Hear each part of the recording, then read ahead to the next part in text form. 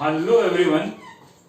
देखो आज मैं आपको जिस साइंटिस्ट के बारे में बताने जा रहा हूं उन साइंटिस्ट की आप ग्रेटनेस का अंदाजा इस बात से आप लगाइए कि अल्बर्ट आइंस्टीन, आपको पता अल्बर्ट आइंस्टीन की साइंस में क्या हैसियत है कि अल्बर्ट आइंस्टीन जिस टेबल पे स्टडी करते थे वहां वॉल के सामने इन साइंटिस्ट की फोटो रखते थे। तो आज के सेशन का सवाल मेरा यही है कि इन साइंटिस्ट का फुल नेम क्या है, नंबर 1, और नंबर 2 इन्होंने कौन कौन से अचीवमेंट किए, मतलब साइंस में इन्होंने, इनके नाम कौन कौन से इन्वेंशन है। जो आपको आइडिया है वो आप कमेंट बॉक्स में आप टाइप करना है ना, देखते हैं किसका सही जाता है, राइट। तो चलो आज के सेशन की हम स्टार्ट करते हैं। तो मैं आपको एक्सप्लेन कर रहा था कि अल्बर्ट आइंस्टीन अपनी दीवार के सामने इनकी फोटो रखते थे। अल्बर्ट आइंस्टीन जहां स्टडी करते थे ना, उसकी दीवार पे 3 फोटोज हुआ करती थी। Number 1 Isaac Newton, number 2 Maxwell, जिन्होंने मैक्सवेल थ्योरी दी है, और नंबर 3 ये साइंटिस्ट थे, ठीक है ना। तो आज का जो सेशन है हमारे इस ग्रेट साइंटिस्ट के नाम है, अपने टाइम के बड़े मशहूर और वर्ल्ड में बड़े फेमस साइंटिस्ट में से एक है। तो आज मैं आपको इनकी मतलब स्टार्टिंग से लेकर के जो एंड तक की जो जर्नी है वो बताने जा रहा हूं। मैंने जब इनके बारे में खुद पढ़ा, मैंने कल ही इनके बारे में मैं पढ़ रहा था, तो मेरे को बड़ा अच्छा फील हुआ, मोटिवेटेड हुआ मैं। तो मेरे को आइडिया है क्यों ना मैं ये आपसे स्टोरी शेयर करूं, आपको भी काफी कुछ सीखने को मिलेगा। तो देखो इनकी स्टार्टिंग करता हूं मैं ऐसे कि इनका जो बर्थ है लंदन के पास एक छोटा सा टाउन था, कस्बा था, वहां इनका हुआ बर्थ है। ये बेसिकली मिडिल क्लास फैमिली से थे। मिडिल क्लास में भी 2 होती है, एक तो अपर मिडिल क्लास और एक लोअर मिडिल क्लास। तो he belongs from the lower middle class family, मतलब इतना ज्यादा इकोनॉमी की था। मतलब ये मान लीजिए कि इनके फादर इतना ही अर्न करते थे कि बस खाने पीने का गुजारा चल जाता था, बस इतनी ही अर्निंग थी, है ना, ठीक है। तो इतनी ही अर्निंग थी, तो बताओ आप, डेफिनेटली इससे तो काम चलता नहीं है। अच्छा, तो इन्होंने इनकी जो फॉर्मल एजुकेशन है, मतलब मैं क्या कह रहा हूं कि खाने पीने के पैसे थे, एजुकेशन के तो पैसे ही कहां थे, ठीक है। तो इनकी फॉर्मल एजुकेशन थोड़ी कमी हुई और परिवार में थोड़ी गरीबी थी, इसलिए कम एज में एट द एज ऑफ 14 इनके टाउन में ही एक उनके घर के सामने एक शॉप हुआ करती थी, बुक सेलर की, बुक बाइंडिंग की थी पर्टिकुलर शॉप। वो उस टाइम टाउन में फेमस शॉप थी, वो बुक बाइंडिंग की थी शॉप। तो उन्होंने वहां बुक बाइंडिंग की शॉप पे जाकर के काम करना स्टार्ट कर दिया। वहां उन्होंने बोला कि भाई मेरे को काम चाहिए, तो इन्होंने उनको काम दे दिया। तो और उन्होंने उस शॉपकीपर से बोला कि सर आपकी यदि परमिशन हो तो मैं खाली टाइम में, जैसे दोपहर के टाइम में, लंच के टाइम में या लेट नाइट में आकर के मैं बुक्स स्टडी कर लूं क्या। तो उन्होंने बोला ठीक है, कोई बात नहीं, आप अपना काम कर लेना, पहले तो तुम काम कर लेना, अपनी जॉब कर लेना, फिर जब तुम्हें खाली टाइम मिले तो तुम अपनी बुक पढ़ लेना। तो वो बुक बाइंडिंग भी करते और जो खाली टाइम मिलता तो उसमें वो बुक्स की स्टडी करते, ठीक है ना। तो मतलब उन्होंने तकरीबन 2 से 3 साल उस बुक बाइंडिंग की शॉप पे उन्होंने काम किया, और उस शॉप में हर तरह की थी बुक्स अवेलेबल, लेकिन उनका थोड़ा साइंस में इंटरेस्ट था, उनका ज्यादा था, ठीक है। तो ये तो है मतलब 14 इयर्स का, मतलब जब उन्होंने काम स्टार्ट किया, मतलब जॉब एक तरह से स्टार्ट की, तो फॉर्मल एजुकेशन थोड़ी कमी हुई इनकी, है ना। फिर एट द एज ऑफ 20 क्या है, उस टाइम वहां जो लंदन में एक साइंटिस्ट हुआ करते थे जिनका था नाम डेवी, DAVY, डेवी नाम था। वो उस टाइम के बड़े फेमस साइंटिस्ट थे। तो उनके वहां लेक्चर्स होते थे डेली शाम को, डेली इवनिंग में लेक्चर्स ऑर्गेनाइज होते थे।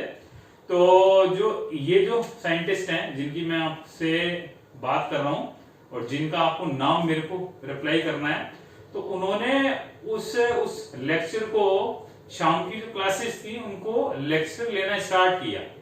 ठीक है, मतलब उसके कुछ नॉमिनल चार्जेस थे, तो वो बुक बाइंडिंग की शॉप से जो अर्निंग करते थे ना, तो वो उससे उनका टिकट परचेज कर लेते थे, मतलब वहाँ टिकट होता था सिस्टम, तो वो लेक्चर्स अटेंड करते थे। तो लेक्चर्स अटेंड किया तो उनका थोड़ा साइंस में इंटरेस्ट क्रिएट हुआ, तो उन्होंने जो लेक्चर्स अटेंड किए ना उसके बिहाफ पे उन्होंने उस टाइम, ये बात है 18वीं सेंचुरी की, उस टाइम उन्होंने 300 पेजेस के कुछ नोट्स बनाए, फ्रेम किए, और वो फ्रेम करके वो जो डेवी जो था साइंटिस्ट, उनके पास वो उन्होंने भिजवा दिए। तो जब उन्होंने उनका काम देखा तो वो बड़े इंप्रेस्ड हुए कि यार मतलब ये, मतलब एट द एज ऑफ 20 ये बड़ा इंटेलिजेंट लड़का कौन है। ठीक है, ओके, तो ये बात हो गई। अब उसके बाद क्या है कि ये जो डेवी था ना साइंटिस्ट, ये basically royal Society of chemistry है, लंदन में। बेसिकली ये एक इंस्टीट्यूशन है केमिस्ट्री का, वर्ल्ड वाइड एक्सेप्टेबल, जहां मतलब वर्ल्ड के फेमस जो साइंटिस्ट लोग हैं वो वहां अपने एक्सपेरिमेंट करते हैं, वहां उनकी खुद की लैब होती है। ठीक है, गवर्नमेंट उनको फंडिंग करती है कि आप, गवर्नमेंट उनको फंड करती है रिसर्च के लिए, R&D के लिए। आपको पता है जितनी भी डेवलप्ड कंट्रीज है, specially America, US, Europe, Germany, ये अपनी जीडीपी का तकरीबन 50% हिस्सा मतलब R&D में, रिसर्च में कंट्रीब्यूट करते हैं। तो इनको बड़े बड़े साइंटिस्टों को क्या होती है, लैब अलॉटेड होती है। तो एक दिन क्या है, ये जो डेवी थे साइंटिस्ट, ये लैब में एक्सपेरिमेंट कर रहे थे, तो ये कुछ नाइट्रोजन ट्राइक्लोराइड के साथ एक्सपेरिमेंट कर रहे थे। वो होता है एक्सप्लोजिव इन नेचर, और लैब में तो आपको पता ही है केमिस्ट्री लैब में कब कुछ हो जाए कुछ पता नहीं है। तो ब्लास्ट हो गई अचानक से। ब्लास्ट होते ही, ये जो ब्लास्ट हुआ ना, इनकी आंखें जो है ना, वो आंखें चली गई। अब ये हो गए ब्लाइंड। अब ब्लाइंड होते ही फिर इन्होंने सोचा अब क्या करें, तो इनको पहला दिमाग में आया ख्याल इस साइंटिस्ट का, जिन्होंने इनको 300 पेजेस की जो बुक इन डेवी को दी थी, इनका ध्यान आया। तो इन्होंने इमीडिएटली उनको कॉल किया और as a lab assistant appoint कर लिया। ठीक है भाई, फिर इनके पास मतलब ऑलरेडी भी एक असिस्टेंट था, लेकिन वो कहीं छोड़ करके चला गया, तो इन्होंने लैब की पूरी जो रेस्पॉन्सिबिलिटी है इन साइंटिस्ट को दे दी। फिर 2-4 साल में ये इनके काम से काफी ज्यादा इंप्रेस्ड हुए, मतलब इनका धीरे धीरे मतलब प्रोग्रेस होती गई, प्रमोशन होता गया, और after the death of the Davy scientist, वो रॉयल सोसाइटी ऑफ जो केमिस्ट्री है उसका जो हेड है, उसका जो प्रोफेसर है, उसका हेड होता है ना, केमिस्ट्री की है वो, तो उसका हेड इन साइंटिस्ट को एज ए अपॉइंट कर दिया गया। ठीक है, तो ये बात है मतलब इनके लेट 30s की बात है, मतलब लेट 30s में इन्होंने ये अचीवमेंट कर लिया। तो उन्होंने उस लैब में काफी ज्यादा एक्सपेरिमेंट करे, रिसर्च किए। रिसर्च करने के बाद इन्होंने 450 से ज्यादा रिसर्च पेपर इनके नाम है। आप समझ सकते हो 450 से ज्यादा साइंटिफिक रिसर्च पेपर किसी के नाम होना मतलब कितना ब्रिलियंट वो साइंटिस्ट होगा। ये इनका एक और अचीवमेंट था। नेक्स्ट अचीवमेंट है, इन्होंने बेंजीन की डिस्कवरी भी इन्हीं के नाम है। बेंजीन को जो खोजा, C6H6 जो प्लेनर है और जिसमें रेजोनेंस प्रेजेंट है, पाई बॉन्ड डीलोकलाइज है। भाई केमिस्ट्री में ऐसा कोई नहीं होगा जिसको बेंजीन का नाम पता नहीं है, शायद मेरे हिसाब से 10th के स्टूडेंट को भी पता होता है। तो बेंजीन की खोज भी इन्होंने की। ये जो बेंजीन वर्ड का आपको मीनिंग पता है क्या? ये भी इन्होंने ही दिया है। Benzene basically it is a gum of the benzoin.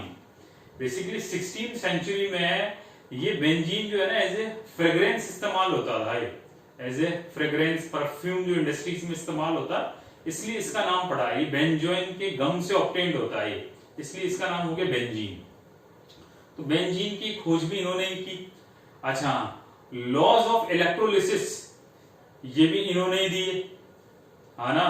First law second law जो है वो इन्होंने ही दिए हैं, ठीक है ना, वो भी इन्हीं के नाम है।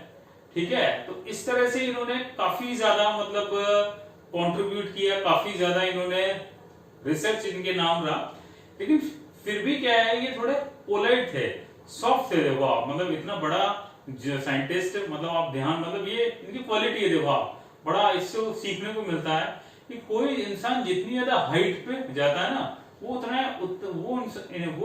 वो इंसान उतना ही क्या होता है, सॉफ्ट होता है, पोलाइट होता है। तो क्या है, इनको कई सारे अवार्ड दिए गए, मतलब नोबेल प्राइज तक भी मतलब इनको पेशकश किया गया, और भी कई सारे अवार्ड इनको देने की कोशिश गई, लेकिन इन्होंने बड़े ही पोलाइटली तरीके से, बड़े ही जेंटली तरीके से इन्होंने उसको नेग्लेक्ट कर दिया कि भैया मैं तो क्या अवार्ड नहीं लूंगा, मैं तो काम करने वाला इंसान हूं, सिंपल, मेरे को अवार्ड का रिकॉग्नाइजेशन नहीं चाहिए।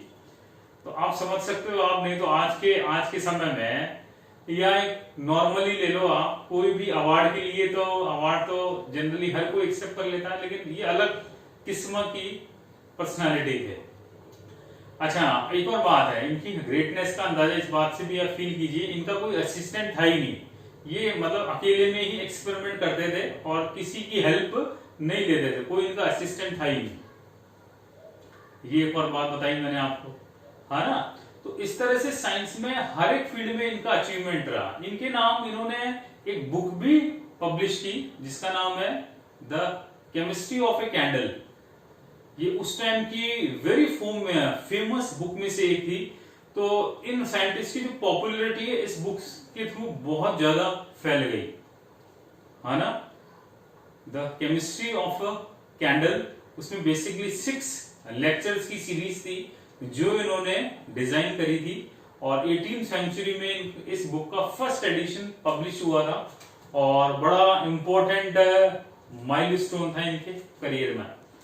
तो इस तरह से मैंने आपको इन साइंटिस्ट के बारे में आपको थोड़ा मैंने बताया।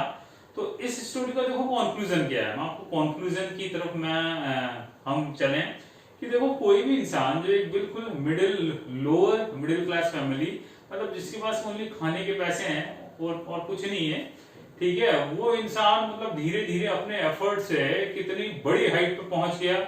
और आप अंदाजा लगाएं कि अल्बर्ट आइंस्टीन जैसा साइंटिस्ट अपनी दीवार पे इनकी फोटो रख रहा है, तो कितने ग्रेट साइंटिस्ट में से एक होंगे। 450 से ज्यादा इन्वेंशंस, और मतलब इतने सारे, मतलब इनको अवार्ड देने की कोशिश की गई, लेकिन इन्होंने मतलब बड़े ही पोलाइटली तरीके से, जेंटली तरीके से सबको इग्नोर इन्होंने कर दिया, और किसी की ना हेल्प लेने वाले, अपना काम खुद करने वाले, कोई इनका असिस्टेंट नहीं। और रॉयल सोसाइटी ऑफ केमिस्ट्री के हेड अपॉइंट होना ही अपने आप में अचीवमेंट है। मतलब मेरे हिसाब से मोस्ट इन्फ्लुएंसिंग, मतलब अपनी हिस्ट्री में, साइंस की हिस्ट्री में, मतलब जबरदस्त साइंटिस्टों में से एक है इनका नाम, ठीक है। और मतलब देखो आपकी 14 इयर्स की एज में इन्होंने काम करना स्टार्ट कर दिया, और जॉब भी करी और अर्निंग भी करी, ठीक है। दोनों फैमिली भी थी इनकी, सबको इन्होंने मैनेज किया, पढ़ाई करते हुए अर्निंग भी करी। तो कितना एफर्ट किया, मतलब खुद जॉब भी करते हो और जब टाइम मिलता बुक्स की स्टडी भी करते। तो ये एक एग्जांपल है, it is a brilliant example of कि आदमी अपनी मेहनत से, हार्ड वर्क से, ना कि अपनी किस्मत के भरोसे बैठ करके बहुत ग्रेट हाइट को अचीव कर सकता है। मेरे को काफी अच्छा फील हुआ, होप आपने भी इस वीडियो को एंजॉय किया होगा। तो प्लीज आप इस वीडियो को ज्यादा से ज्यादा फ्रेंड्स के साथ शेयर करें, और आप खुद भी मोटिवेट होएं और दूसरों को भी इनके बारे में आप इन्फॉर्म करें। तो आप इस साइंटिस्ट का कंप्लीट नाम आपको इन्फॉर्म करना है, नंबर 1, नंबर 2, इन्होंने कौन कौन सी डिस्कवरीज करी है वो आपको बताना है। Okay, thank you so much for joining the session.